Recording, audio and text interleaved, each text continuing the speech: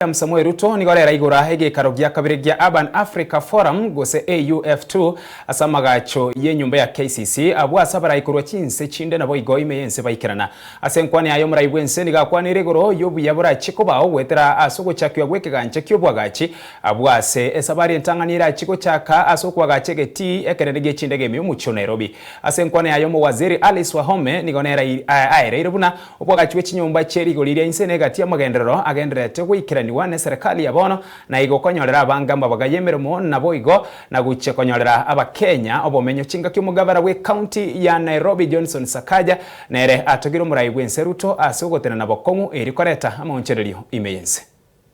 And I want to tell this audience, as I tell the people of Kenya, the National Infrastructure Fund, yes, is going to deliver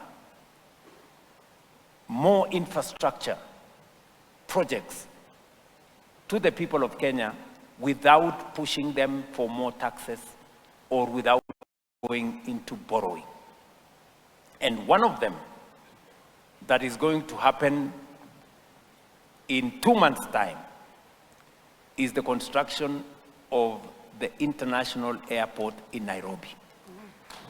The National Infrastructure Fund is going to be the fund that is going to help us, provide our part of our equity.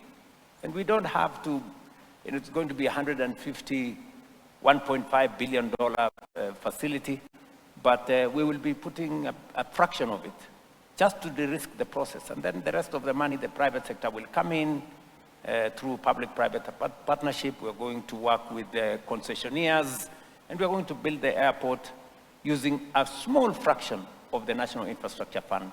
We are not only delivering housing units, the figure now stands at close to 300,000, but are also building an ecosystem that supports job creation for our youth, strengthens local industries, and expands access to dignified living conditions for our citizens.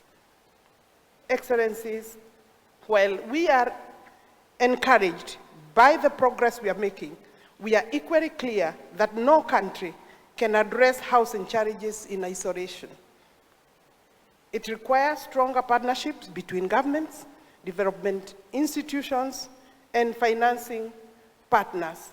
The private sector is key player, and communities must not be left behind.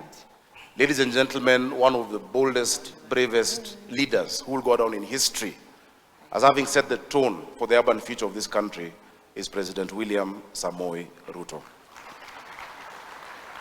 President William Ruto decided and committed and had promised that we must change this narrative in our urban spaces. He was vilified, his politics was threatened, there were demonstrations, there were almost riots. People said that that is the end of his career. But President William Ruto said that if you want to lead the orchestra, you must turn your back on the crowd and you must do what needs to be done.